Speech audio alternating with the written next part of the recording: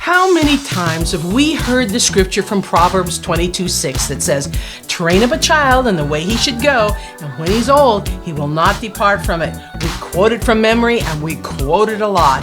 In fact, it's probably one of the most familiar scriptures to Christian parents and church leaders about our children. It brings great comfort to our hearts, especially when it looks like our kids are going off track spiritually. I want to challenge your thinking on this beloved verse. But before I get into the details on this, if you enjoy videos like this on raising kids for Christ and taking kids deeper into the things of God, whether you're in children's ministry or you're a parent, then please subscribe to my channel by hitting the subscribe button below and the little notification bell so you never miss any of my teachings.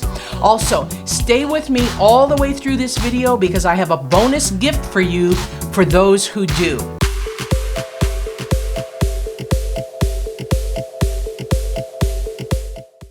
So now back to our subject. What does it really mean when we quote the scripture, "Train up a child in the way he should go, and when he's old, he will not depart from it"?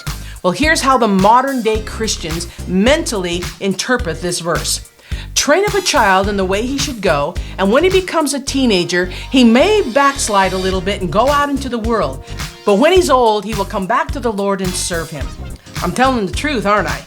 We don't say it in so many words, but this is what we have interpreted this scripture to be. And this is the scripture we use to console parents who have wayward youth. It's like the last thing we feel we can hold on to when our kids are going astray. And in many cases, I've heard Christians imply that this is normal, that we should just expect our teenagers to go out and sow their wild oats, because that's what young people do.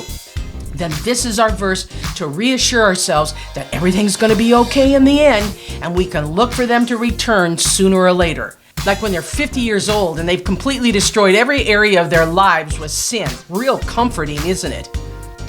I don't want to rob you of your hope. If you have a young person who has strayed from his childhood faith, by all means, hold on to this promise. I truly believe the seeds that we plant in the hearts of young children will bear fruit. I actually teach a lot on what we can do proactively as Christian parents to keep our kids from straying from the faith in my School of Supernatural Children's Ministry, and I have it linked below. Now, the Bible promises us that His Word will not return void, but it will accomplish what He sent it to do. And this is also a scripture that we need to hang on to. But the statistics of youth straying and coming back when they're old just doesn't bear this interpretation out on this scripture. At least not in huge numbers. There was a day when it was true. Culturally, it was a different time, but not anymore. There's a ton of statistics to back up my statement. Of course, we all know the stories where this has happened, and we rejoice with those families whose prodigals have returned. But in truth, the longer a person stays away from God, normally, the deeper in sin they go, and the more rooted in ungodly habits they become, and the more life's tragedy they endure. Then, like someone hooked on drugs, it takes a miracle for them to get set free. Those are the stories we do not like to hear about. The reasons kids leave their childhood faith are a list as long as your arm. I did another video on this where I go into great detail. I have it linked below, or you can click on the link in the upper left-hand corner here. Life is complicated, and people are complicated, and families can be complicated. Relationships can be crazy complicated. What we need to know for now is the way that we have interpreted this verse as modern Christians is not the way the Jewish people heard it back in the day it was written. Now let's look at that verse again.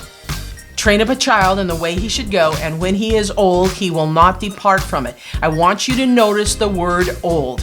In the Strong's Concordance, the word is zakon. Don't know if I'm saying that right, but you get it. It means to be old, become old, to grow old, to show age. But zakon's root word is zakon, which means beard or chin.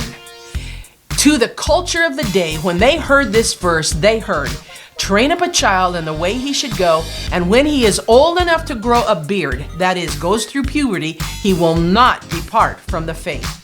In other words, when this child is old enough to grow hair on his face, if you have trained him right, he will not depart from his training. What a vastly different interpretation they had than we do. Their expectation was that if they did their job training the child correctly, he would never depart from his faith at all throughout his entire life. Now, I don't know about you, but I like this interpretation a whole lot better than what we've assumed it said. And if you know anything about faith at all, you know that it carries expectation with it. Our expectations of something many times can be self-fulfilling prophecies. The question then becomes, what did the Hebrew people know about raising children that we don't, because they got the results they were expecting? I had a conversation a few years ago with an Orthodox rabbi comparing how as many as 70% of our Christian kids are walking away from the church in our very complicated culture today, which is a separate topic altogether. But I asked him how many Jewish kids in the Orthodox branch leave their faith when they get older. And he told me he didn't have actual statistics that he knew about, but that anecdotally he estimated that at least 80% stay in the faith. Why the huge difference? Our conversation was quite fascinating, but it pretty much all went back to Deuteronomy chapter 6, which again is another video. I want to encourage you to take time to read it and pray over it. Please forgive me for all of you parents who've been struggling with wayward children. I by no means am implying you were expecting this or that you didn't do your job, and if you would have just had a positive mental attitude, this would have never happened. Honestly, that's not what I'm saying. I'm using the word expectation more as a Christian culture than for individual parents. But the Jewish people did in fact know many things about raising children to follow the faith of their fathers, better than 21st century Christians do. I would encourage you to read Deuteronomy chapter 6 for great details. Read it in the NIV or a Common Bible or something equally simple modern day language. And as you do, think about Psalm 22, training up a child in the way he should go. Now, I told you I had a bonus for you, and here it is. I interviewed an Orthodox rabbi, the same one I referred to earlier, about how he and his wife raised their children in their Jewish faith, and it was a fascinating conversation. Christian parents can learn an amazing amount of effective parenting skills that the Jews are using. Please, if you're a parent, I want you to check out the link I have put down below, download the MP3, and listen to it. Now, I'm sorry the quality is not perfect, but it was recorded some years ago when I didn't have the equipment that I do today. But anyway, you can still hear it and still understand it, and I know that you will love it. You're going to want to take notes. So please leave your comments below about this video, then download the interview with the Orthodox rabbi. And I want to thank you for watching. You may or may not know that Kids in Ministry International is a nonprofit 501c3 doing much work in developing nations, which means we need your help financially to keep all of our content free to the public. So please consider making a tax-deductible donation today. I have a link below if you want to do that. I really appreciate your support. Again, thanks for watching, and I'll see you very soon.